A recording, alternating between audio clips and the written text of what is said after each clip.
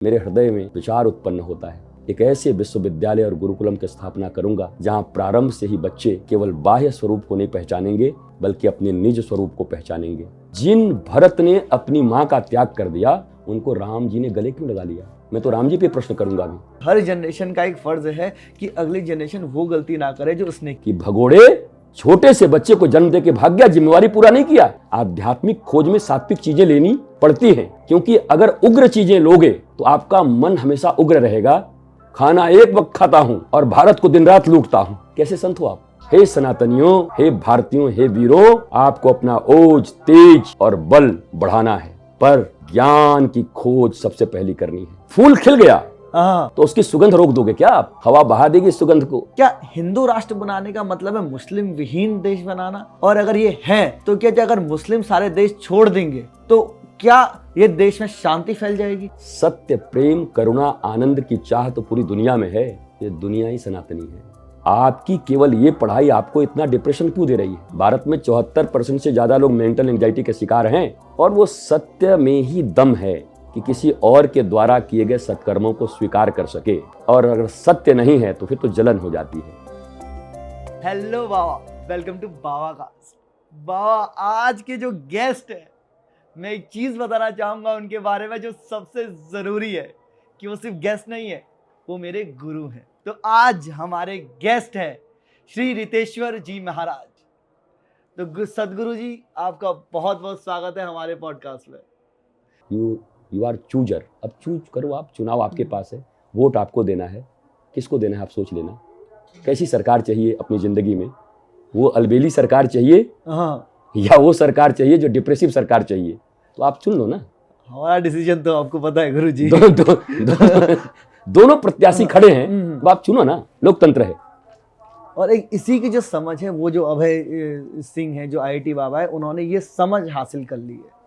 देखिए वो कैसे एक व्यक्ति बचपन में कुछ अपनी चीज़ों को, पेरेंट्स के साथ जो कुछ जीवन में घटना घट रही है उसको ऑब्जर्व कर रहे हैं, उनको कुछ दुख हो रहे हैं, वो जो करना चाहते हैं ठीक से नहीं कर पा रहे हैं, तो वो कहते हैं कि मुझे दूर कहीं जाना है।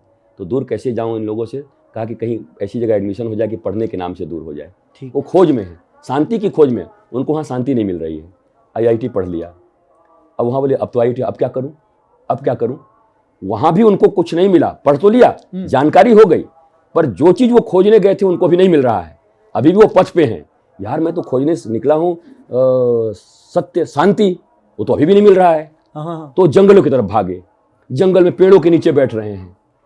फिर वहां से कनाडा भागे मतलब गए, नौकरी कर रहे हैं, वहां भी वर्थ समझ में नहीं आया। तो इधर आए तो लोगों ने कह दिया आप तो भगोड़े हो। अच्छा, मैं आपसे कह दूं कि आपका जन्म तो उस गांव में हुआ था, और अभी कहाँ हो? अभी मैं दिल्ली में रहता हूँ, ये नौकरी करता। भगोड़े हो क्या? जहाँ जन्म हुआ था वहां से भाग गए क्या? तुम क्यों भाग गए? अभी कहाँ है? मेरा बेटा अभी लंदन पढ़ने गया है। भगोड़े हो क्या? तुम्हारा बेटा भगोड़ा है, जन्म यहाँ लिया और मिडिल स्कूल में, प्रारंभिक विद्यालय में यहाँ पढ़ा, छोटे से बस्ती में, फिर हायर स्कूल में पढ़ने के लिए बड़े सिटी में गया, फिर वहां से गया राजधानी में। भगोड़ा है क्या? भगोड़ा कहोगे इसको आप? नहीं। आप जीविकोपार्जन के लिए शहर पे शहर बदल रहे हैं, तो आप भगोड़े नहीं हैं। कोई सत्य की खोज में अलग अलग जगहों पर जा रहा है तो उसे आपने भगोड़ा घोषित कर दिया कि आदमी भगोड़ा है। तो कहीं ना कहीं लगता है ईमानदारी आपकी ठीक नहीं है। आप मतलब बोलना क्या चाहते हो, कहना क्या चाहते हो? आप तो ये ट्रेन, ये बस, ये हवाई जहाज, ये जो लोग जहां आ जा रहे हैं, ये सब भगोड़े हैं क्या? दिन रात इतने फ्लाइट चल रहे हैं, सब भगोड़े भाग रहे हैं क्या? बोलोगे भगोड़ा? ये देखो हवाई जहाज में भगोड़े बैठे हुए हैं। आप अपने जीवन के पालन पोषण के लिए पूरी दुनिया में दौड़ रहे हो, व्यापार के लिए, तब आप भगोड़े नहीं हुए। और मेरे सदगुरु प्यारे दाब, व्यापार बड़ा सोना है। उस व्यापार के लिए, उस आनंद की खोज में बुद्ध दर दर भटक रहे हैं। क्या उनको भी भगोड़ा? वो तो भी पत्नी छोड़ के भाग गए, पुत्र छोड़ के भाग गए, उनको भगोड़ा नहीं बोले? पूरा साउथ एशिया उनको मान रहा है, बुद्ध को। ऐसे आदमी को आप मान रहे हो? उस समय भी मीडिया होती ना बाबा, तो वो उस समय भी मुंह में माइक लगा के कहती कि भगोड़े छोटे से बच्चे को जन्म दे के भाग गया, जिम्मेवारी पूरा नहीं किया। पर पूरा साउथ एशिया उन्हीं को मान रहा है। बुद्धिज्म चल रही है, बुद्धम शरणम गच्छामि कह रहे हैं लोग। भगोड़े के लिए इतना प्रेम कहां से आ गया आपके भीतर में? क्योंकि उन्होंने सत्य को जब खोजा, जब आत्मस्थ हुए, जब बोध की प्राप्ति हुई, तो सारे वो लोग जो दुखी थे,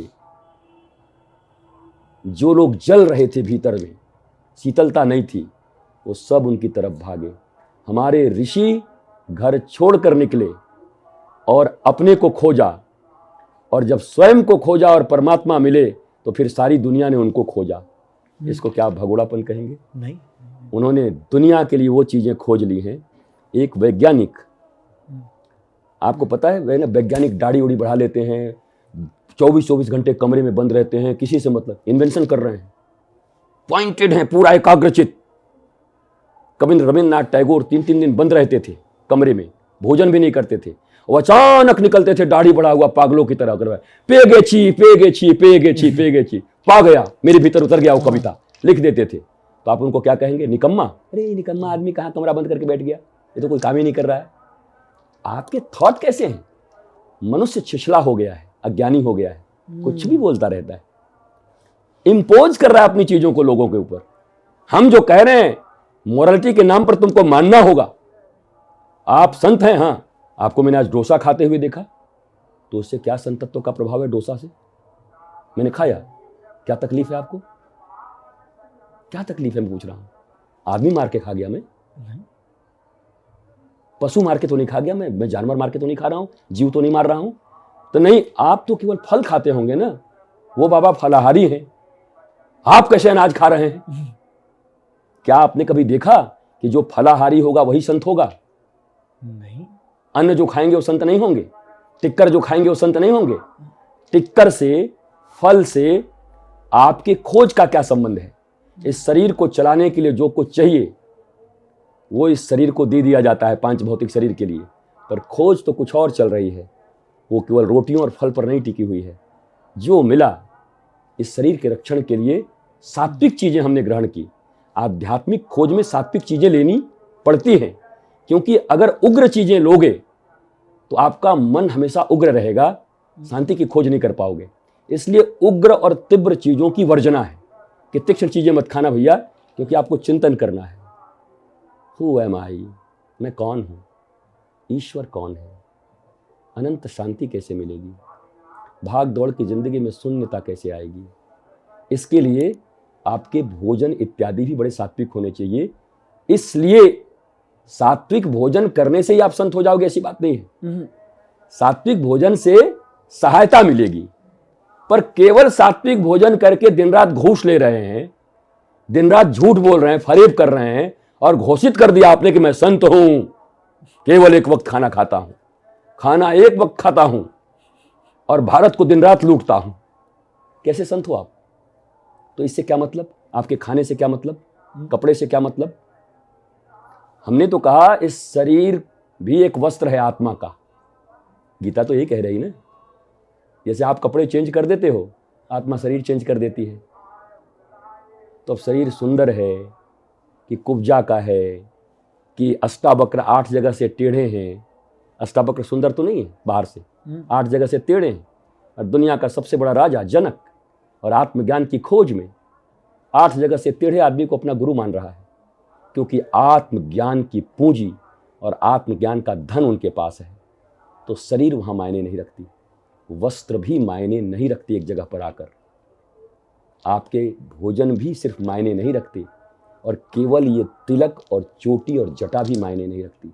ध्यान से सुनिए, ये सहायक हैं। तो आपके कर्म निर्धारित करेंगे, आपका विचार निर्धारित करेगा कि आप संत हो कि नहीं हो, और आपका विचार निर्धारित करेगा कि आप मनुष्य हो कि नहीं हो, कि दानव हो। आपके विचार निर्धारित करेंगे आप डॉक्टर हो कि नहीं। केवल डॉक्टरी का ज्ञान हो जाने से डॉक्टर नहीं हो जाओगे। अगर केवल पैसे के लिए काम कर रहे हो तो वो विद्या सीख कर आप लोगों को मारने का काम कर सकते हो, तारने का काम नहीं कर सकते आप। बिल्कुल अंडरस्टैंड? आप समझ रहे हो? हाँ बिल्कुल। मैं आज के भारत के बच्चों को या भारत के यूथ को समझाना चाहता हूँ। मेरी आंखों में आंसू रहता है भारत के लिए, सनातन के लिए, मनुष्यता के लिए। जब कोई गाली देता धर्म को ना, आध्यात्म को, तो मुझे पीड़ा होती है कि कैसे इसको बताऊं कि धर्म क्या है, कैसे इस बच्चे को बता दूं।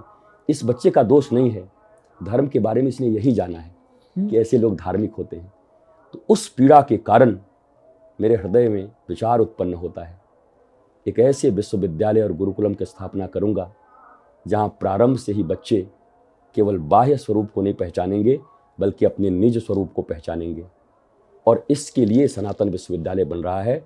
ये शिक्षा का व्यापार नहीं करने जा रहा हूँ, व्यापारीकरण नहीं है, प्यारीकरण है। इतना प्यार है मुझे कि मैं चाहता हूँ कि वो बच्चा प्रारंभ से ही आध्यात्मिक हो जाए, विचार उसके इतने मजबूत हो जाएं कि चाहे वो डॉक्टर बने, इंजीनियर बने, आईएएस बने, आईआईटीएन बने, पर उसके विचार ऐसे हैं कि आईआईटीएन होने के बाद भी सारी दुनिया को कैसे शांति मिले, आनंद मिले, इसके लिए मैं काम करूंगा। इसलिए मैंने अभय सिंह जी का, जो एक प्यारे इंसान है, एन इनोसेंट सोल, मिलने आए थे और थोड़ी वार्ता हुई, अच्छी हुई, पर थॉट बहुत अच्छे हैं।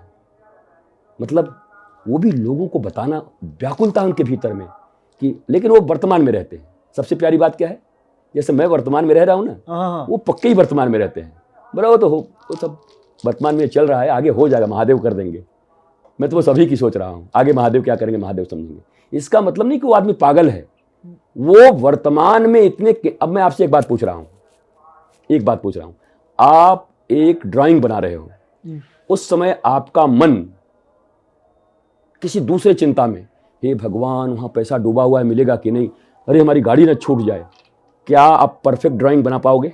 कभी भी नहीं, क्योंकि आपकी ऊर्जा कहां कहां जा रही है। अभी ट्रेन पकड़ना है, हमारा ये छूट जाएगा, उससे मिलना है।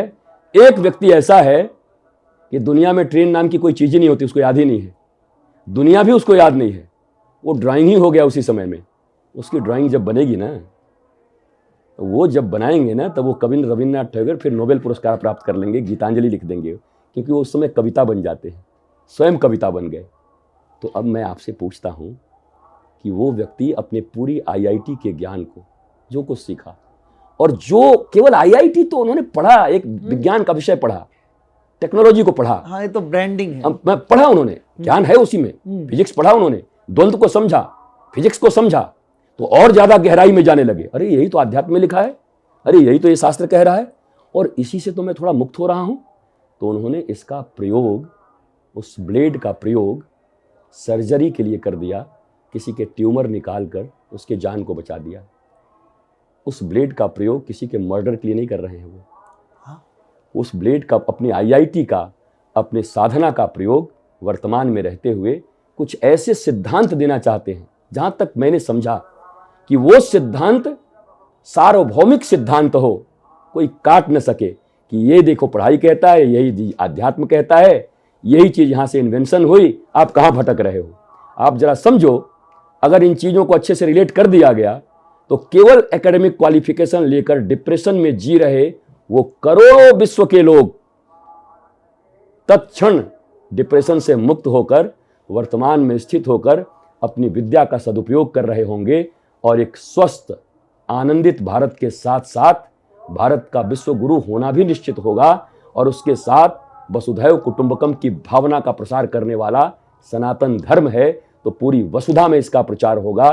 तो सनातन के उत्थान से विश्व की मानवता सुखी होने वाली है। इसलिए तो मैं कह रहा हूं, यूएनओ को भी ध्यान देना चाहिए कि क्या कोई ऐसी भी संस्कृति है जो कह रही है क्या कि वसुधैव कुटुंबकम, पूरी वसुधा मेरा। यूएनओ इसीलिए बनाया गया होगा ना, यूएनओ किस लिए? बोला सभी राष्ट्रों के बीच में समन्वय। अरे तो सनातन संस्कृति को कह रहा है कि परिवार ही है हमारे, तो टैगलाइन बना दो ना यूएनओ, वसुधैव कुटुंबकम को। क्यों नहीं बना रहे हो? अंग्रेजी में बना दो, मुझे कोई तकलीफ नहीं, अन्य भाषाओं में बना दो। आज रैशनली बातचीत होती है। क्या बातचीत हो रहा है भाइयों में ना? मम्मी आपने मुझे क्यों मार दिया? भैया 2 मिठाई खा गया फिर भी उसको नहीं मारे, मैं 1 खाया तो मार दिया। तो अब वो रैशनली कह रहा है, मतलब वो 2 खा गया, वो तो 2 चुरा लिया, हम 1 चुराए। चोरी तो तुमने भी की ना, 2 चुराव। चोरी ही नहीं करना है, 1 चुराव की 2 चुरावे नहीं मैं पूछ रहा हूं, वो 10 चोरी करे, तुमको नहीं करना है। पर हम आनुपातिक रूप से देखते हैं। जब हमारे ऊपर कोई पकड़ लेता है हमको तो बोला दुनिया में कौन अच्छा है, वो भी तो ढोंगी है, वो भी तो पाखंडी है, वो भी तो। भैया तुम क्यों पाखंड कर रहे हो? दुनिया क्या करे, छोड़ो ना। आप अच्छे हो जाओगे तो आपसे करोड़ों लोग अच्छे हो जाएंगे, पर आप तो उन करोड़ों जो लोग बुरे हैं उनका दृष्टांत देकर के अपनी बुराई का आप जस्टिफिकेशन कर रहे हो। इज इट धर्म? नहीं। Is it Sanatan? No. Is it spirituality? Is it morality? ना। ये जस्टिफाइड करने के लिए आप नहीं बैठे हैं। You have to unfold yourself. आपको अपने आप को खोलना है, विस्तृत होना है। ये सनातन है। कहां इस पर बात हो रही है? झंडे डंडे पे केवल बात कर रहे हो आप, केवल बाहरी आयरन पे बात कर रहे हो। मैं प्रतीक को भी मानता हूं, प्रतीकें रहेंगी तो याद रहेगा कि सनातन है। ध्वज लहराता रहेगा भगवा तो पता चलेगा कि सूर्य का कलर है ये भगवा, लालिमा। हाँ। सूर्य ज्ञान के प्रतीक हैं। ये भगवा हमें याद दिला रहा है कि हमारा ज्ञान भी ऐसे ही प्रकाशित होना चाहिए। पर केवल भगवा, उसका अर्थ ही नहीं जानते आप। मैंने कई बार कहा भारत का नाम भारत क्यों पड़ा? भा मीन्स सूर्य, रथ मीन्स उसी में लगे हुए हैं। रथ बोला आजकल उसी में रथ है, ये कार्यरत हैं, कार्यरत हैं। भा रथ अर्थात सूर्य, सूर्य का अर्थ ज्ञान। जो भौगोलिक क्षेत्र के लोग सदा ज्ञान में रत हैं उसे भारत कहते हैं। क्या सुंदर व्याख्या है गुरुजी, ये क्या भारत सुंदर है। व्याख्या। तो हम उस भारत के लोग हैं जहां ज्ञान का अन्वेषण होता है। आज कोई भी हो, कोई एक नाम नहीं है, बहुत सारे पढ़े लिखे लोग, कोई फौज से, कोई विज्ञान से, कोई डॉक्टर था, कोई आईएएस था, कोई आईआईटीएन था, उन्होंने सत्य की खोज प्रारंभ कर दी। तो ज़्यादा एक्सेप्टेंस इसलिए होता है कि उनको अहंकार को चोट लगता है जो आईआईटी पढ़ने जा रहे हैं, जिन्होंने आईआईटी को सब कुछ मान लिया। यार ये आईआईटी पढ़ के भी सत्य की खोज कर रहा है, तो वो उन लोगों को राह दिखा रहे हैं कि आईआईटी छोड़ना मत। अच्छा, कैसे कैसे लोग प्रश्न करते हैं, इसका मतलब आप ये कह रहे हैं कि आईआईटी बेकार है? नहीं नहीं नहीं, कहा नहीं, मैंने सीखा ना उनसे, मैंने बहुत कुछ सीखा ना, मैंने आईआईटी से मैंने सीखा ना। बड़े निश्चल भाव में बोलते हैं वो, मैंने सीखा ना आईआईटी में बहुत कुछ सीखा ना, उसी से तो मैं बहुत कुछ कर रहा हूँ ना। मैंने आईआईटी में सीखा मैंने जो, लेकिन बहुत कुछ जो नहीं सीखा था, मैं अब ये कह रहा हूँ वो सीख कर आईआईटी करोगे तो तुम शायद दुनिया के लिए ब्रांड एम्बेसडर बनोगे और दुनिया तुमको फॉलो करेगी और तुम दुनिया के मंगल के कारण बन जाओगे। वो एक संदेश दे रहे हैं और आप उल्टे पुल्टे प्रश्न कर रहे हैं। तो क्या आईआईटी नहीं पढ़ना चाहिए? कब कह दिया? तो क्या माता पिता को नहीं मानना चाहिए? कब कह दिया? उन्होंने कहा भगवान के रास्ते में जाने से अगर कोई रोके, सत्य की खोज में अगर कोई रोके, तो मुझे जाना पड़ेगा, सत्य को खोजना पड़ेगा। इस दिशा में इस चीज को क्यों नहीं देखते? आप क्यों ऐसी मोरालिटी का जबरदस्ती बात करके क्यों थोप रहे हो? और फिर कुछ प्रश्न जो शायद वो उत्तर दे न दे, कोई दे न दे। मैं तो आज के 20 साल से यही प्रवचन कर रहा हूं। मैं पूछ रहा हूं, जिन भरत ने अपनी मां का त्याग कर दिया, जिन भरत ने अपनी मां का त्याग कर दिया, उनको राम जी ने गले क्यों लगा लिया? मैं तो राम जी पे प्रश्न करूंगा अभी। मैं पूछूंगा राम जी ने बहुत गड़बड़ किया भाई, एक बेटा अपनी मां को छोड़ दिया और राम जी और गले लगा करके उसका मन बढ़ा रहे हैं। पर अंततः क्या किया राम जी ने? फिर से भरत जी को मां के चरणों में वापस ले आए। आप इतने व्यग्र न हो, आप अपनी मोरालिटी किसी पर थोपे नहीं और वर्तमान में जिंदा रहिए। एक दिन ऐसा भी तो हो सकता है कि माता पिता भी धर्म के पथ पर चल पड़े और किसी एक जगह जैसे बुद्ध वापस आए यशोधरा और राहुल के पास, तो यशोधरा ने कटाक्ष में कहा, आए हैं राजा मांग लो कुछ, महाराज आए हैं। और यशोधरा ने गीत भी आपने पढ़ा होगा, सखी वो मुझसे कह के जाते। अरे कह के जाते तो क्या मैं रोक देती? उन्होंने शिकायत किया है। जब बुद्ध आए तो नीचे ऐसे आंख करके खड़े थे, बोला मांग लो राजा साहब से कुछ मांग लो। तो बुद्ध के हाथ में जो पात्र था ना, कटोरा, अपने बेटे को ही पात्र दे दिया और राहुल ने संन्यास ले लिया उसी समय बुद्ध के साथ और यशोधरा भी उनकी अनुगामिनी बन गई। पर वहां रिश्तों का मोल नहीं रहा।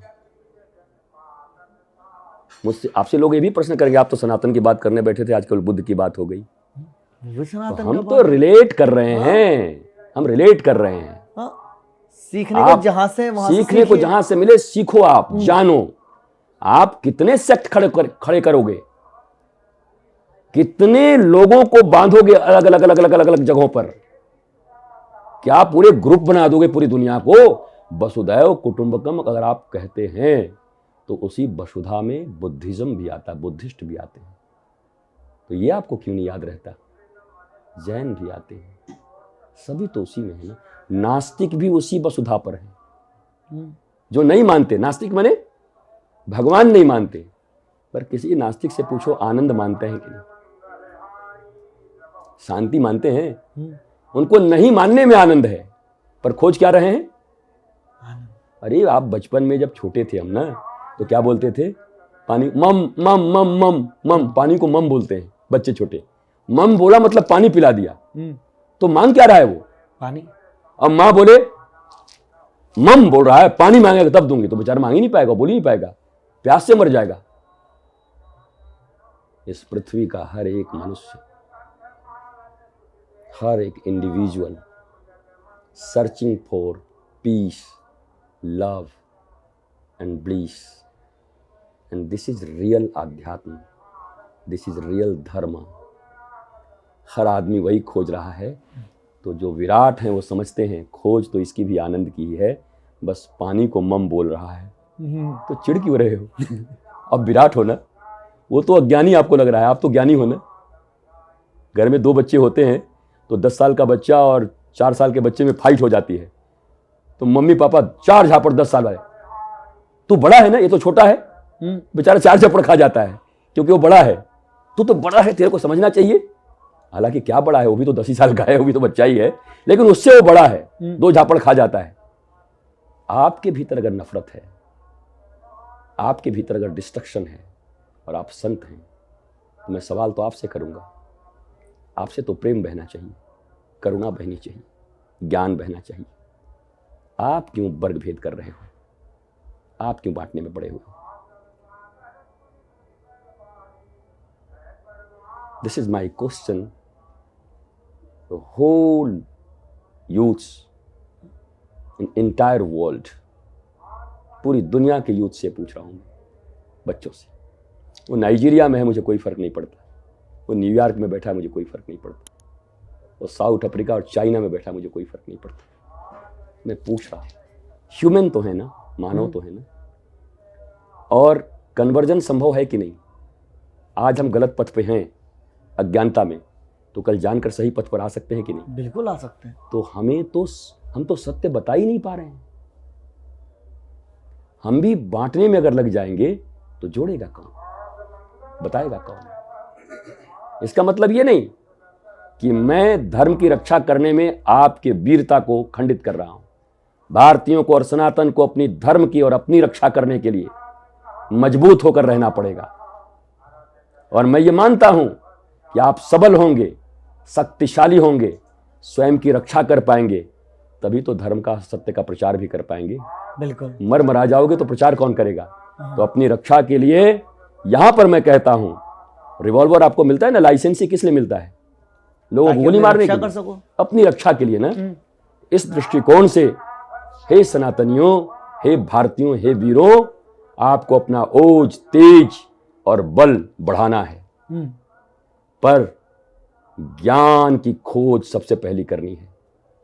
बारी व्यवस्थाएं कर दो अपने सुरक्षा की पूरी। ये मैंने आपको बताया ना, नागा सन्यासी, जो लोग धर्म की, सत्य के प्रचार में लगे हैं, संत हैं, वो अपनी रक्षा स्वयं नहीं करेंगे, पर उन नागा सन्यासियों ने कहा आप धर्म का प्रचार करो और हम तैयार हैं, इस सत्य को कोई मिटा नहीं सकता। ये व्यवस्थाएं थी। तो ऐसे ही भारतीयों को मजबूत होना होगा बाहर से भी, बट मजबूत पहले होना होगा अंदर से भी।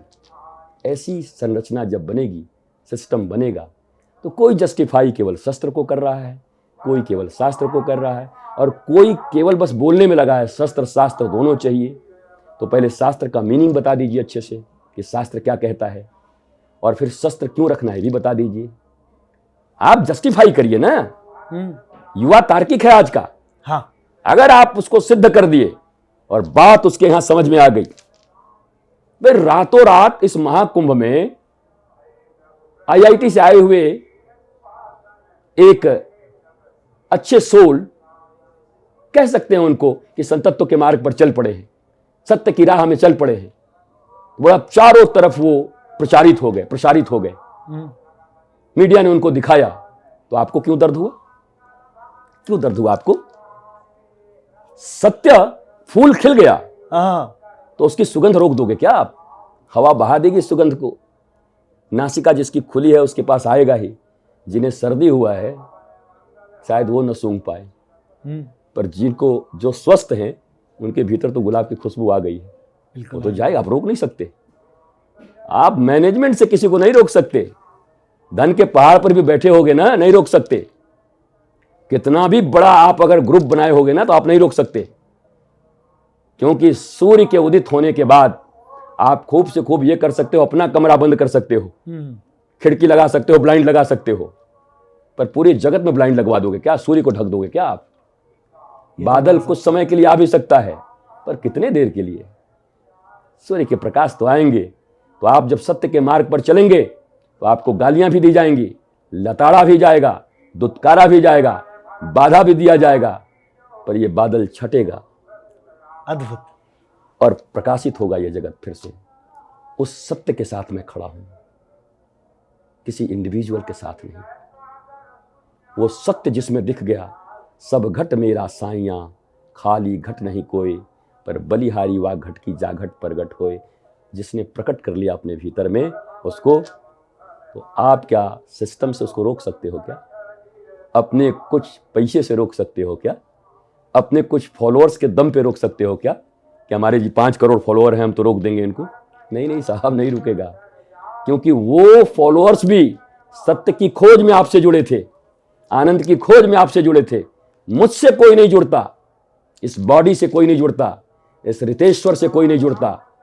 इसके भीतर से सत्य और आनंद की खुशबू जब निकलती है वो वाणी के रूप में, उससे लोग जुड़ते हैं। और इससे भी प्रखर और तेजस्वी वाणी कहीं और शुद्धता मिले तो बेस्ट की चाह तो सबको होती है, तो बेस्ट की तरफ जाएंगे। तो हम दुखी क्यों हैं? फॉलोअर्स के लिए जिंदा थे क्या? कैमरे के फोकस आपकी तरफ से हट गए और कैमरे का फोकस कहीं और चला गया, तो इतना विचलित क्यों? मतलब वो लालच नहीं गया है अंदर संत को तो विचलित नहीं होना चाहिए, संत को नहीं होना चाहिए ना। नहीं तो फिर संतत्व पे भी सवाल खड़ा हो सकता है। आप विचलित क्यों हैं? मत विचलित रहिए, प्रकाशित होने दीजिए। बल्कि कोई अपना कोना भी अंधकार हो तो हमारे शास्त्रों में लिखा है कि कपिल 5 वर्ष के हैं और माता देवहूति का उम्र कितना है, पर माता को बोलती है मेरी बहुत तृष्णा है, बहुत ऐष्णा है, मैं बहुत व्याकुल रहती हूँ। हे कपिल, हो तो आप मेरे पुत्र के रूप में, पर आप दिव्य ज्ञानी हो, साक्षात मैंने आपको पहचान लिया, मुझे ज्ञान दे दीजिए। और माँ कहती है तू मुझे ज्ञान देगा? तुझे मैंने पैदा किया है, उम्र 5 साल का है, चले आए। नहीं कहते जुम्मे जुम्मे 4 दिन हुआ। लोग कह रहे भाई जुम्मे जुम्मे 4 दिन हुआ, कुंभई में तो भी आया है, कुंभई से बाबा बन गया।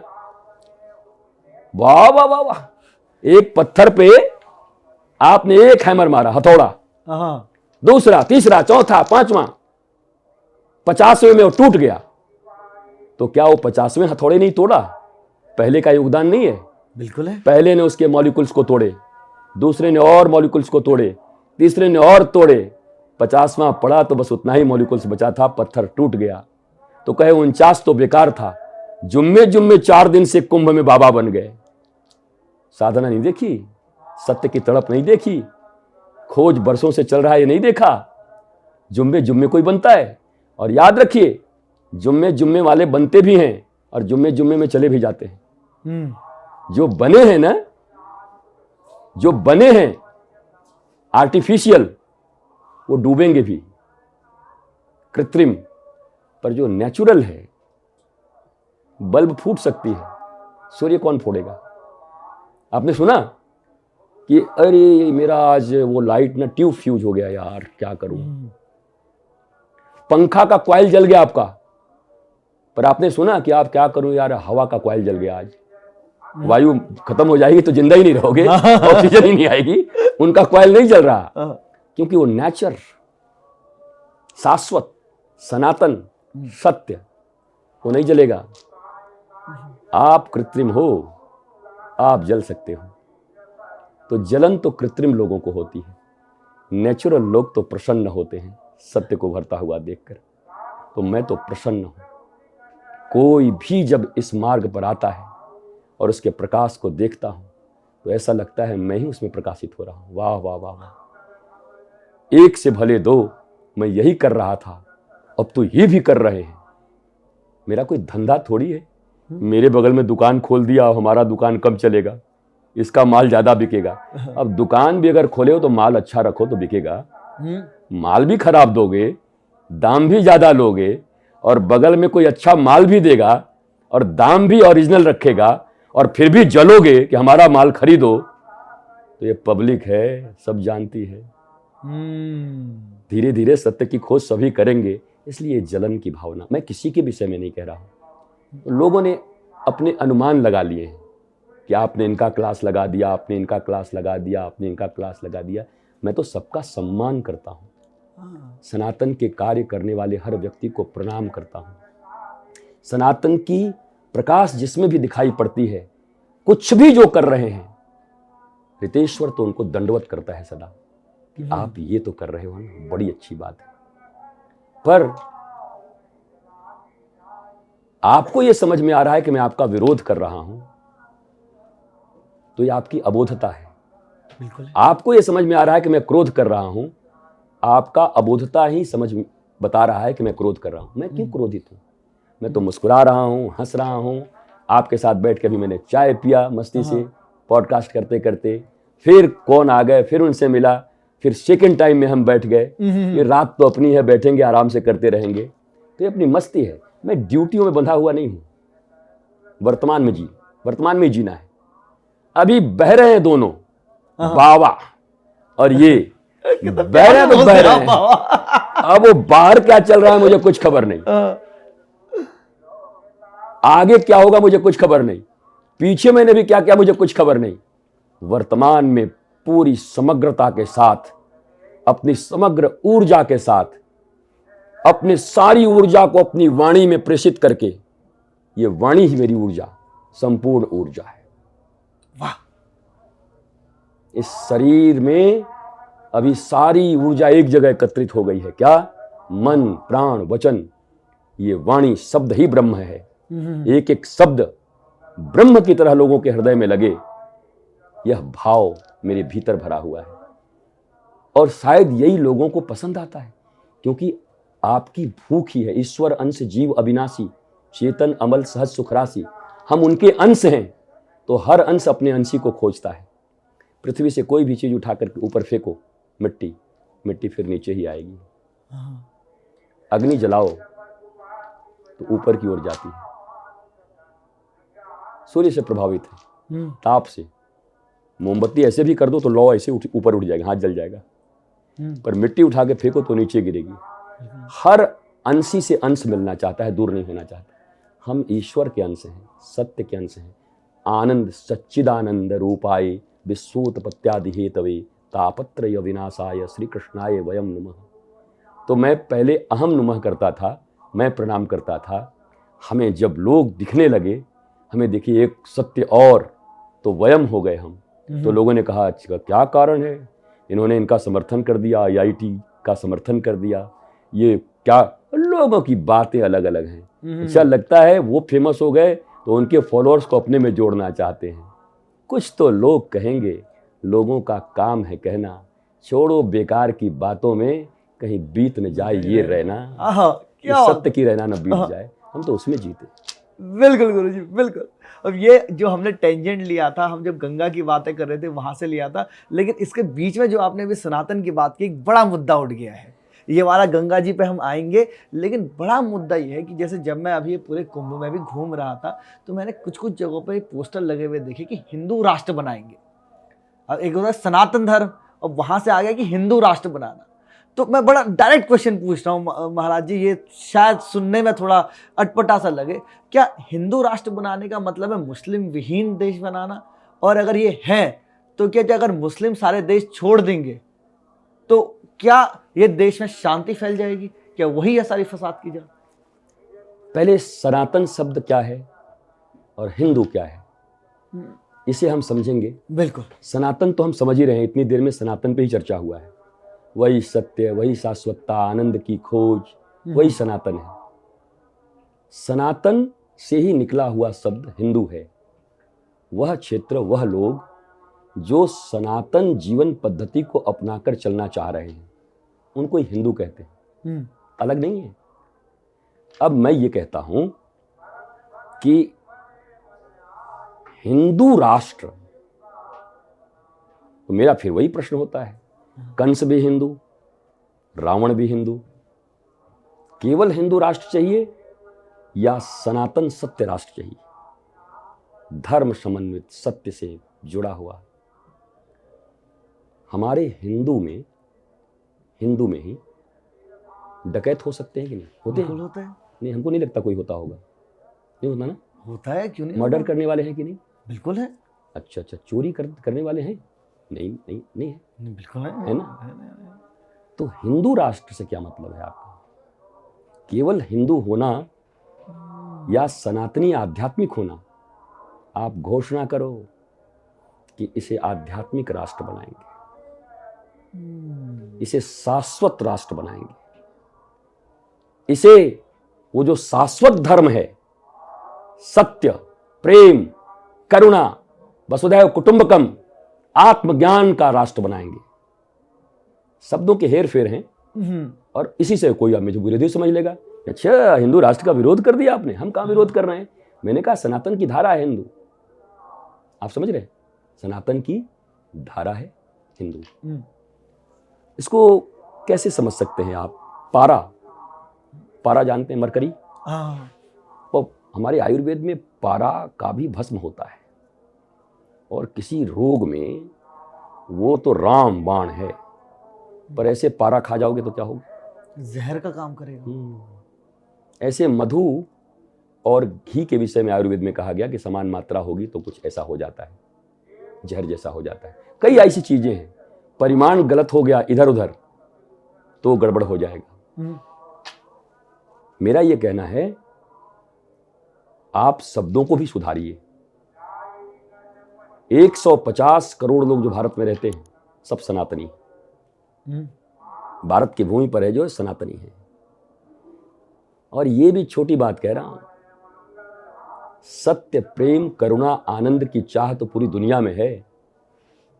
ये दुनिया ही सनातनी है, पर ये दुनिया अभी समझ नहीं पा रही है। अलग अलग लोग देशों में बटे हैं, कास्ट में बटे हैं, रंग में बटे हैं, भेद में बटे हैं, युद्ध हैं। भारत जिस दिन सनातन को अच्छे से अपना लेगा, समझ जाएगा, अपनाएगा क्या, और उस पर चलने लगेगा धर्म के पथ पर, तो फिर भारत विश्वगुरु बनकर के पूरे दुनिया को मार्ग दिखा देगा। हम सनातन राष्ट्र के साथ साथ सनातन वसुधा की परिकल्पना कर रहे हैं, और इसीलिए इस शिशुशाला और विश्वविद्यालय का निर्माण कर रहे हैं। जाने बिना तो होगा नहीं, और जनाने का उपाय केवल ये नहीं हो सकता। जहाँ 8 घंटे बच्चे पढ़ते हैं ना, वो जगह सनातन का होना चाहिए, सत्य का होना चाहिए। 8 घंटे आप मैकोले की शिक्षा पढ़ रहे हो, बेकार भूसा भर रहे हो इसमें माथे में। अब इस पे भी ट्रोल करेंगे मुझे लोग कि बाबा अनपढ़ है, क्या बोलेगा, पढ़ाई को बोल रहा है भूसा भर रहे हैं। तो मैं पूछ रहा हूं, आपकी केवल ये पढ़ाई आपको इतना डिप्रेशन क्यों दे रही है? भारत में 74% से ज्यादा लोग मेंटल एंजाइटी के शिकार हैं।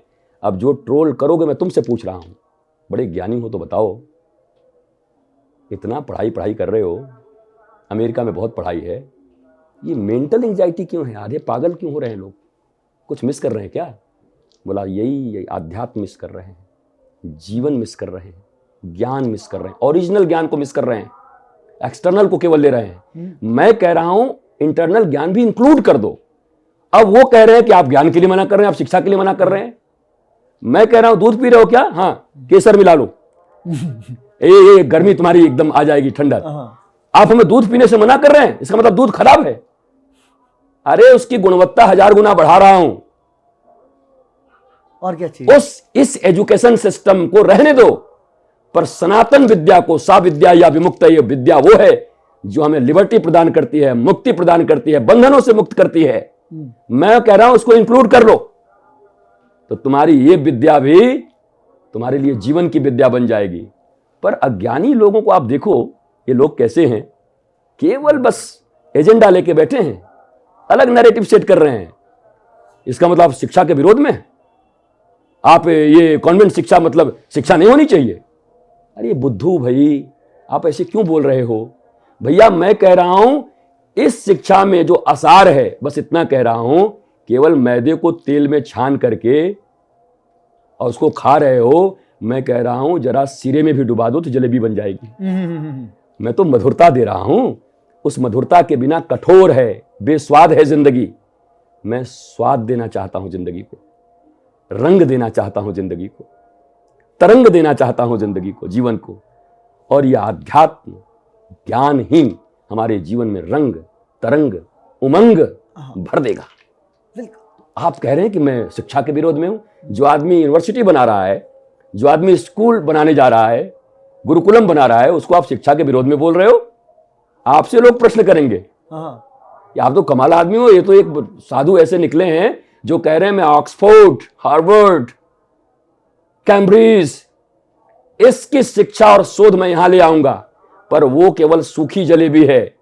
सनातन और आध्यात्म हमारा रस है, रसौ वही सह, मैं उसमें कृष्ण के रस को भर दूंगा, तुम्हारी जिंदगी भी रसमय हो जाएगी।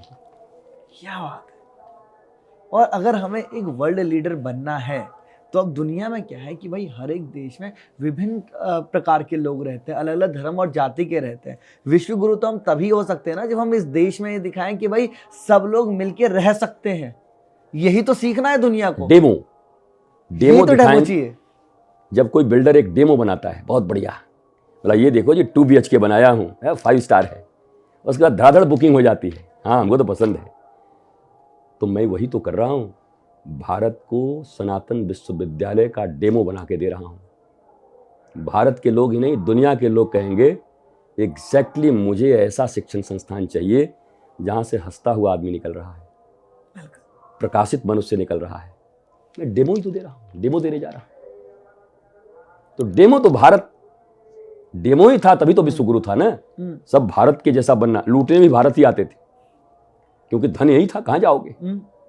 भारत पर इतने आक्रमण क्यों हुए? क्योंकि भारत के पास आप समृद्ध थे। इसी बात का लोग कहते हैं भारत में था क्या, ये इनके वैदिक संस्कृति में था क्या, ये अनपढ़ गंवार थे, जंगली थे। तो हमसे भी ज्यादा जंगली थे क्या कि हमको लूटने आ गए? ये तो ऐसा हुआ नंगों को भिखारियों ने लूटा। आप लूटने आओगे क्या? किसी लूटेगा कोई? अरे भाई कोई किसी को लूटेगा जब उसके पास धन होगा। इतने आक्रमण, इतने लोग हर जगह से यहां आते थे। और जो ताजमहल यहां बनवाने वाले लोग थे, तो वे तो कहां से आए थे? ताजमहल कहीं दूसरी जगह से बनवाने आए थे? और अगर दूसरी जगह से आए थे तो वहीं बनवा लिए होते, क्यों नहीं बनवा लिए? मतलब भारत की संस्कृति, समृद्धि, भारत का नगर, भारत का कल्चर, भारत की इकोनॉमी, भारत का ज्ञान सब शीर्ष पर था और लोग लूटने आ रहे थे यहां पर। ये मिल जाए तो भाई, यही नालंदा से तो किताबें ले गए चाइना वाले, बुद्धिज्म के जमाने में ले गए, और वो भले ही नहीं मानते हों, कम्युनिस्ट हों, पर पुस्तक आप उनका इतिहास पढ़ो, चाइना का इतिहास पढ़ो, उसमें आज भी लिखा है भारत विश्वगुरु था, भारत में ये था, भारत में मानते तो वो भी हैं। वो चीज़ों को उठा के ले गए और चुपचाप उस पर शोध कर रहे हैं, टेक्नोलॉजी में आगे बढ़ रहे हैं। और हम भारतीय लोग केवल कह रहे हैं कि हम सनातन बचा के रहेंगे। आप भी टेक्नोलॉजी से और संपन्न हो जाओ ना, आंतरिक टेक्नोलॉजी और बाह्य टेक्नोलॉजी दोनों में सुपर बन जाओ, सुपर पावर। बाकी ये सब सुपर पावर तो बहुत बने बैठे हैं लोग, अमेरिका भी सुपर पावर, वो भी सुपर पावर, वो भी सुपर पावर, पर आध्यात्म के लिए कहां भाग के आ रहे हैं? वृंदावन की गलियों में हरे कृष्णा, काशी के घाटों पर महादेव महादेव, हर हर महादेव शंभु, काशी विश्वनाथ गंगे, कहां भागे आ रहे हैं 40 करोड़ लोग। अभी मैं मिला उनसे, ऑस्ट्रेलिया से आई थी। कौन? ऑस्ट्रेलिया से लिजा। वो है क्या कर रही है? बोला ओ हो कितनी एनर्जी है। मैंने उनसे बात किया, लिजा कैसी फील कर रही हो? बोला इतनी एनर्जी, इतना पावर, मैं मेस्मराइज्ड हूँ, क्या हो रहा है यहाँ पर। वो तो ऑस्ट्रेलियन है, भाषा भी नहीं समझती, पर ऊर्जा की भाषा तो समझ पाओगे ना। ऊर्जा आप हो तो ऊर्जा की भाषा समझ पाओगे। वो समझ पा रहे हैं ऊर्जा को। इसलिए वसुधैव कुटुंबकम का स्थान है ये एक प्लेटफॉर्म है महाकुंभ, जहाँ से वसुधा के पुनर्निर्माण की उद्घोषणा हो रही है। आनंद आध्यात्म का पुनर्स्थापना का उद्घोषणा हो रहा है। मनुष्यता को शोक, दुख और डिप्रेशन से मुक्त करने की उद्घोषणा हो रही है यहाँ से। अब आपको अगर केवल बुरी चीजें ही देखनी है तो देखते रहो, ये पुल नहीं बना, ये नहीं बना। सरकारें और अच्छी व्यवस्था करें और अच्छा बनाइए। सरकार, संत, समाज सब मिलकर के और अच्छी व्यवस्था बनाएं, खूब अच्छा होगा। जिनके जो दायित्व हैं उस दायित्व से मुक्त नहीं हो सकते, और अच्छी बनाइए। पर कोई पहले से अच्छा कुछ किया है तो अप्रिशिएट तो करो। हाँ जी, बोलो तो कि पहले से अच्छा हुआ है, आज ऐसा लग रहा है, ये लग रहा है, वो बोलो तो कम से कम। आप वो भी बोलने को राजी नहीं हो। प्रोग्रेसिव है, पहले 33% नंबर लाया था आपका बेटा, इस बार 55 लाया, तो क्या करोगे? मारोगे पटक के? क्या आप कहोगे वेरी गुड, तुम 55 ला सकते हो ना, तुम 75 भी ला सकते हो, तुमने इंक्रीज किया है। तो अगर व्यवस्थाएं कुछ इंक्रीज हो रही हैं तो आपको खुश होना चाहिए, आनंदित होना चाहिए। और वो सत्य में ही दम है कि किसी और के द्वारा किए गए सत्कर्मों को स्वीकार कर सके। और अगर सत्य नहीं है तो फिर तो जलन हो जाती है। जैसा आपने भी प्रश्न किया ना कि जलन क्यों हो रहा है लोगों को, क्यों जल रहे हैं? क्योंकि सत्य स्वीकार करने का दम नहीं है, क्षमता नहीं है। नहीं तो हाथों में उठा लेते जी, जैसे मैंने उठाया है। मैंने कभी नाम लेकर आज तक किसी की निंदा की है? आपने सुना है किसी की? नहीं किया मैंने, तक तो नहीं किया। अब ऐसे बातों में अगर किसी से चर्चा हो जाए, कोई रिकॉर्डिंग कर ले तो कर लो। पर मैं ये कहता हूँ, सनातन के लिए जो भी काम कर रहे हैं, जो भी ऋषि मुनि, अखाड़ा परिषद, जो भी साधु यहाँ हैं, संत हैं, आम लोग हैं जो सत्य की खोज में आए हैं, श्रद्धालु आए हैं, अधिकारी आए हैं, जो भी आए हैं, जो भी उस दिशा में काम कर रहा है, वो सब मेरे लिए वंदनीय है, प्रणम्य है, और सबको प्रणाम है। अब मेरी तो कोई राइवलरी है नहीं किसी के साथ। कुछ होना हो, प्रतियोगिता हो, तब तो मैं ऊपर नीचे जाने के लिए डरूं या किसी से जलूं। मैं प्रतियोगिता में नहीं हूं, अपने जीवन की उपयोगिता में लगा हुआ हूं, और भारत और उपयोगी बन जाए इसके लिए लगा हुआ हूं।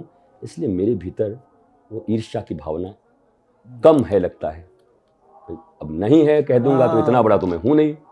वो तो क्योंकि वो सॉफ्टवेयर का पार्ट है, वो तो वो है अंदर में, वो अंदर में है। पर ये है, अपने भारत को सर्वश्रेष्ठ बनाऊंगा।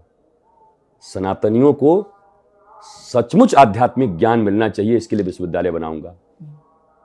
और गुरुजी मैं बिल्कुल, मतलब मैं हमेशा से, ये हमारी पिछली बार जब विश्वविद्यालय के बारे में बात हुई तो मैंने पिछली बार भी कहा था, मैं फिर से रिट्रेट करना चाहूँगा कि होता है कि हर जनरेशन का एक फ़र्ज़ है कि अगली जनरेशन वो गलती ना करे जो उसने की है। या अब मैंने क्या किया है कि भाई मैंने साइंस से 12th की, मैंने प्रॉपर बीटेक किया, मेरी पहली कंपनी एमएनसी थी। तो 24-25 साल तक की जो जर्नी थी, इस तक तो मैं मार्केट का जो ट्रेंड था वो फॉलो करता रहा, और उसमें कई लाखों रुपए लग गए। जीवन के 25 साल लग गए। और 25 साल बाद मैंने कहा यार किया क्या मैंने? मेरे हाथ में डिग्री है, ज्ञान मेरे को ढेले भर का नहीं है, जैसे तैसे इस कंपनी में टिका हुआ हूं, और मुझे ये काम भी ढंग से ना पसंद है ना करना आता है। तो ये जो गलती थी 25 साल, जब मेरे को 25 साल में रियलाइज हुआ तो मैंने वो सब काम छोड़ दिया। मैंने कहा जीरो से शुरू करेंगे कि किस काम में आनंद आता है।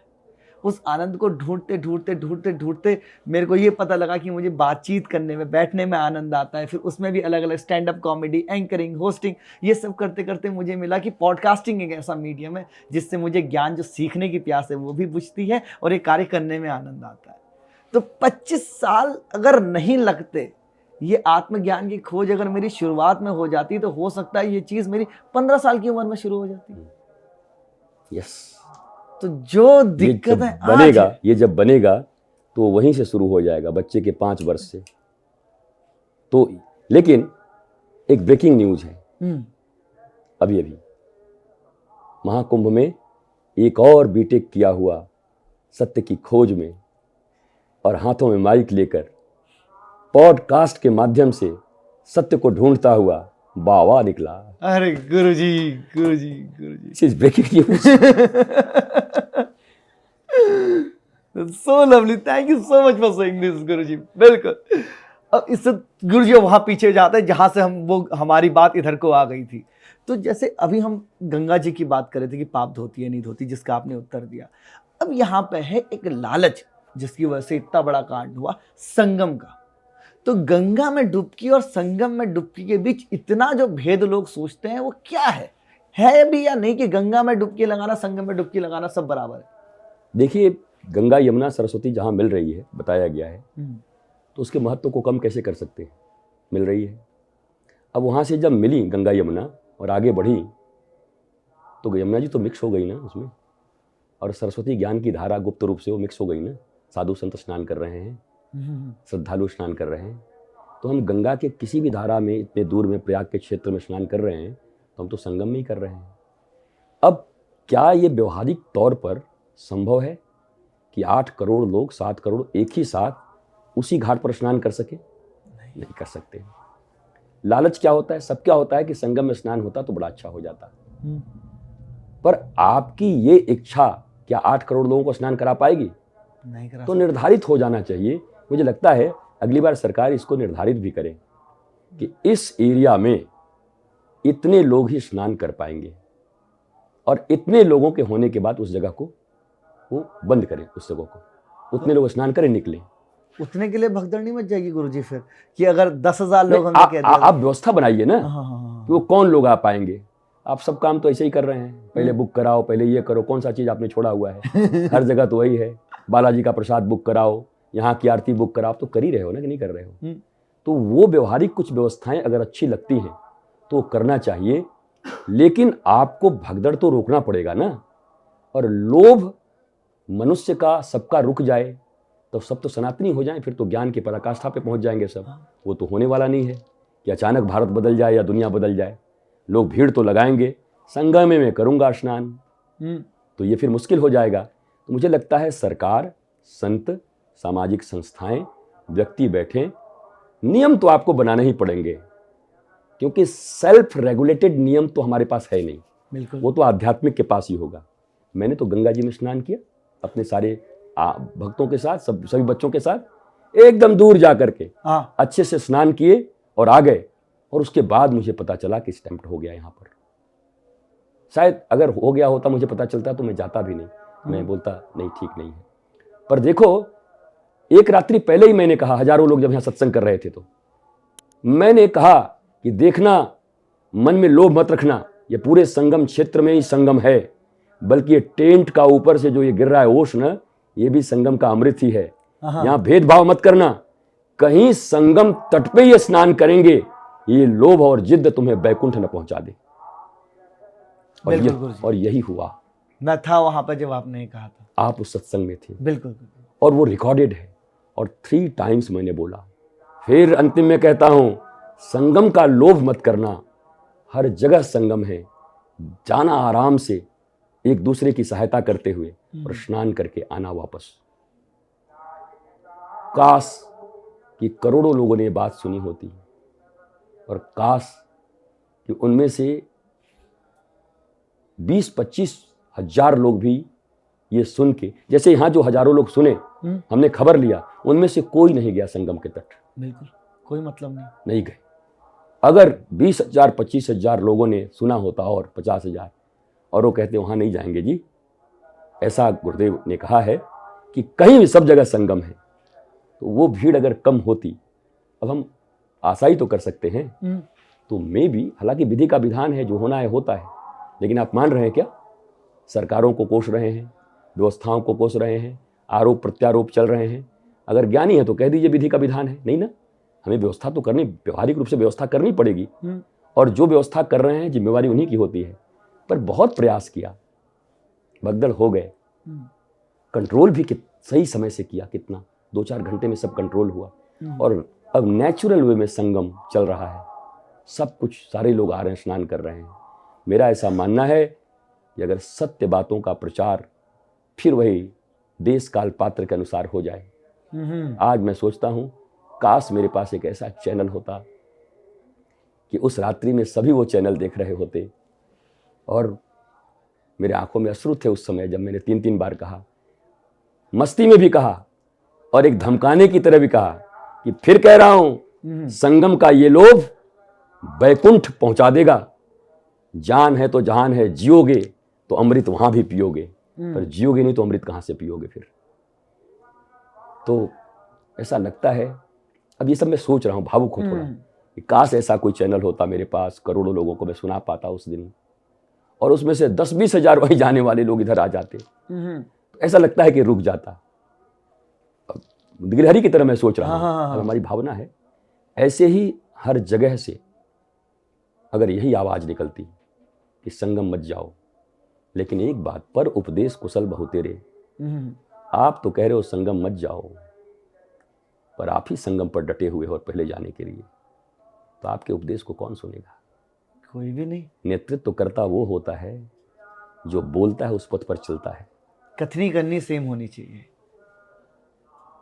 अगर बड़े बड़े आगे हमने उन्हें सीखा है, और मैं ये राय रखूंगा कि अगली बार जब भी हो तो जो बड़े बड़े जिनको आप लोग कहते हैं वीआईपी शब्द से जिनका प्रयोग करते हैं, वो लोग अलग अलग जगह जगह जाएं, एकदम किनारे की जगह पर, कि अरे वो तो वहाँ स्नान कर रहे हैं, तो कुछ भीड़ उनके साथ, कुछ भीड़ उनके साथ, कुछ भीड़ उनके साथ, और वो देखे कि इतने बड़े संत होकर के और वहां जाके स्नान करके आ गए।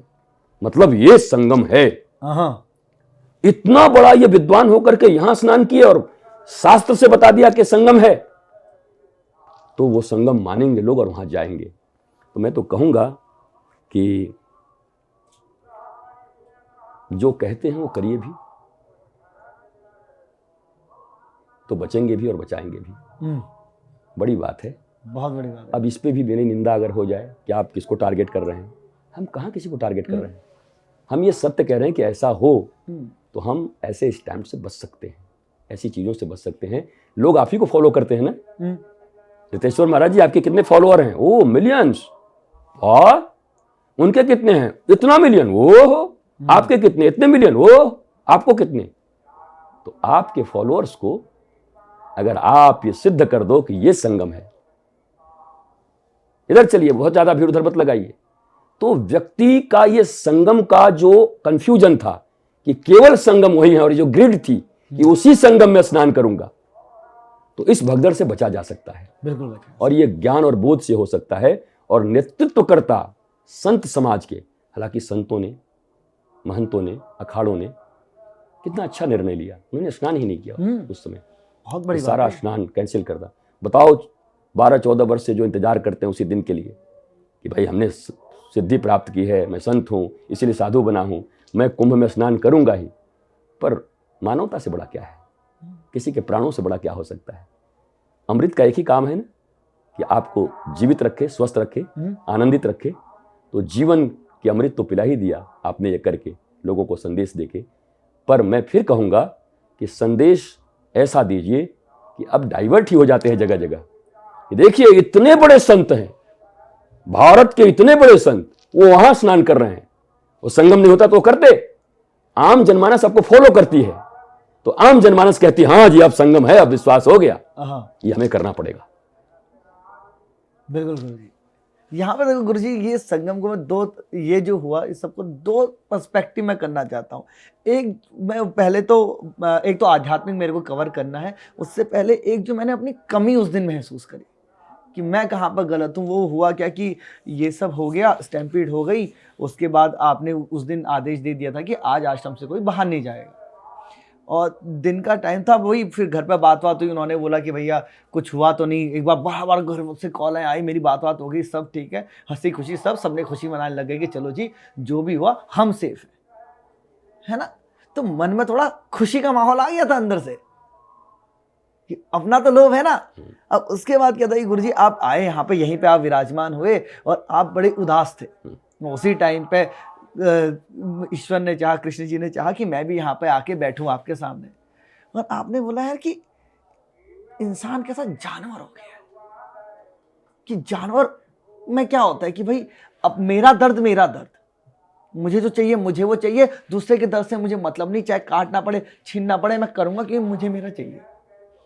और इंसान होने का अर्थ है कि जो दूसरे के दर्द को समझे। और वो ऐसा झटका दिया गुरुजी की पूरा दिन में उभर नहीं पाया, बड़ा उदास सा रहा कि दुख तो इस बात का अब महसूस हुआ कि लोग गए हैं, और उससे बड़ा दुख कि मुझे दुख क्यों नहीं हुआ कि लोग गए, इतने मर गए और मैं इस बात को लेके शांत खुशी मना रहा हूं कि अरे मैं तो बच गया, मेरे बच गए। गुरुजी ये क्या हो रहा है? आत्मबोध जब विश्व के प्रत्येक प्राणी और कण कण में आप अपने को महसूस करते हैं, हर जगह, तो हर दर्द आपको महसूस होता है। श्रीमन चैतन्य महाप्रभु, कहीं घोड़े को मारा गया चाबुक से और निशान उनके पीठ पर आए थे। इतना एकात्म बोध हो चुका था उनका जीवों के साथ, उसका चोट उन पर आता है। तो ये भावना ही तो हमें मनुष्य बनाती है। पशुता और मनुष्यता में यही तो अंतर है। कोई तो पीछे खड़ा होगा, सबसे पीछे, जिसने धक्का दिया होगा एक को, 1 से 10, उस 10 से 50 और आगे लोग मर गए होंगे। मैं पीछे खड़े धक्का देने वाले जल्दी स्नान, वो मारने के लिए नहीं किए होंगे कि मैं घुस के स्नान कर लूं। ऐसा भी क्या पशुता, ऐसा भी क्या लोभ कि तुम्हारे एक स्नान करने के लोभ ने न जाने कितनी जिंदगियों को वहीं पर तत्क्षण समाप्त कर दिया, आनंद को शोक में परिवर्तित कर दिया।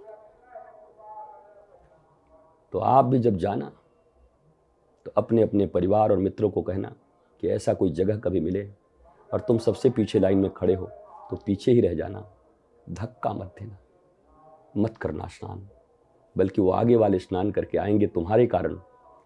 तो उस स्नान का अगर फल ईश्वर वास्तव में देता होगा तो उतने लोगों का स्नान का फल तुम्हें खड़े खड़ा वहां मिलेगा।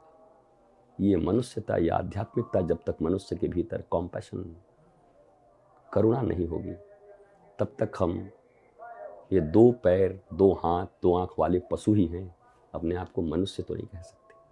आध्यात्म पशुता से मनुष्यता का मार्ग दिखाता है, बुद्धि से विवेक की ओर ले जाता है। तो एक एंगल ये भी तो है, और हमें इसे भी देखना चाहिए। कभी जीवन में, कभी किसी मंदिर में, किसी जगह पर पीछे खड़े हैं तो सबसे सावधान रहिएगा। मैं तो धक्का नहीं दूंगा, मुझे मौका मिले न मिले, दूर खड़ा रहूंगा, बल्कि कुछ हुआ तो बचाऊंगा। हर पीछे वाला अगर सोचे आगे वाले के पीछे वाले, तो आपको लगता है कि कभी ऐसे धक्के होंगे? कभी भी नहीं हो सकते। ये जागरण हमें बचाएगा कि नहीं? तो मनुष्य बनिए ना पहले, धार्मिक तो बाद में बनेंगे आप। गंगा स्नान का लाभ तो बाद में मिलेगा, क्या पशु को लाभ मिलेगा? इतनी पशुता आपके भीतर हो, किसी के प्राणों की भी कीमत न समझे कि आपकी एक छोटी सी भी लोभ, आपका आध्यात्मिक लोभ ही है कि स्नान करने आए हैं, पर ऐसा भी क्या लोभ कि किसी का प्राण ले लोगे? तो परहित सरिस धर्म नहीं भाई, और कहते हैं मानसी पूजा, अब आ ही गए, नहीं भी कर पा रहे हो तो श्री कृष्ण से रोते हुए प्रयागराज से कह दो, प्रभु बड़ी इच्छा थी कि उसी में स्नान करूं, पर आगे आऊंगा तो पता नहीं कितनों को क्या हो जाएगा। नाथ, यहीं से नाथ मैं मन से स्नान कर रहा हूं, या बाद में जब खाली होगा तो आके कर लूंगा। तो पता नहीं उस दिन के प्रयागराज और बहती गंगा यमुना और सरस्वती की धारा का अमृत शायद उसको सबसे ज्यादा मिलेगा जो पीछे खड़ा होकर के आंसुओं से अपने आंख को भिगा रहा होगा। बिल्कुल सत्य वचन। और गुरुजी यही, ये जो भाव की मेरे अंदर कमी थी, मतलब ये तो है, इतना तो मुझे पता है, किसी को धक्का नहीं मारना, किसी का मैं अपने हाथ से बुरा नहीं करूंगा, इतनी समझ मेरे अंदर आ गई थी। लेकिन ये कि दूसरे का दर्द महसूस करने वाली ये समझ मेरे अंदर नहीं थी। और जब ये वाली बात आपने बोली, वो उसी समय मुझे रियलाइज हो गया था कि अब मुझे गुरु की जरूरत है। क्योंकि इस ज्ञान के बिना, एक गुरु जब तक हाथ पकड़ के मुझे बार बार ये ज्ञान नहीं देगा, मुझे बताएगा नहीं कि मैं क्या गलत सोच रहा हूँ, मैं अब यहाँ से आगे नहीं बढ़ सकता। इसीलिए आगे मैंने कहा, गुरु जी अब शरण में लीजिए मुझे। अब आज रितेश्वर महाराज जी से लग रहा है आप गुरु जी के यात्रा पर आ गए हैं। तो कुछ ही देर में महाराज जी से हम भी लग रहा है हमारा भी जन्म हो जाएगा, गुरु का जन्म हो जाएगा। शिष्य न हो तो गुरु बने कहाँ से? पुत्र न हो, संतान न हो तो माँ का जन्म भी उसी दिन होता है। जिस दिन संतान होता है। केवल संतान का जन्म नहीं होता, माँ भी उसी दिन जन्म लेती है। पहले क्या थी? नारी, हाँ पत्नी। उस दिन माँ पैदा हो गई। दोनों एक साथ पैदा होते हैं, माँ और बेटे, माँ और संतान। तो गुरु और शिष्य भी एक साथ पैदा होते हैं, जन्म लेते हैं दोनों। मुझे भी लगता है आज में गुरु जन्म ले लेगा, शिष्यता ही गुरुता को भी जन्म देती है। दोनों रिवर्स है। वो बोले ना A = B, तो B = भी A होना चाहिए। तो शिष्य गुरु का संबंध भी, भक्त भगवान का संबंध भी, शायद इसीलिए तो कहा गया भक्त बड़े भगवान से जानत सकल जहान, राम गए पुल बांध के कूद गए हनुमान। हमारे यहाँ भक्तमाल में कहा गया भक्ति भक्त भगवंत गुरु चतुर नाम बपु एक, इनके पद बंधन किए ना सही विघ्न अनेक। वाह, क्या बात है गुरु जी। बाबा इसी खूबसूरत जगह पर हाँ, इस पॉडकास्ट को विश्राम देते हैं। ठीक है गुरु जी, समाप्त नहीं करते, विश्राम देते हैं। धारा बह रही है, हाँ हाँ, विश्राम देते हैं बिल्कुल गुरु जी। और फिर धारा बहती रहेगी। पक्का गुरुजी, बहुत बहुत शुक्रिया। तो बाबा ये था पॉडकास्ट मेरे गुरुजी के साथ, जिसका आपने पूरा आनंद लिया होगा, क्योंकि मैंने बहुत आनंद लिया है इस ज्ञान के सागर में डुबकी लगा के। तो अगर आपको आनंद आ गया है तो मुझे कमेंट में बताइए। अगर आप पहली बार मुझे देख रहे हैं तो चैनल को सब्सक्राइब कर लीजिए। और मैं मिलता हूं अगले संडे 12 बजे, कुछ नया ज्ञान, कुछ नई बातें आप तक लेके। तब तक के लिए अपना ख्याल रखिए बाबा। राधे राधे।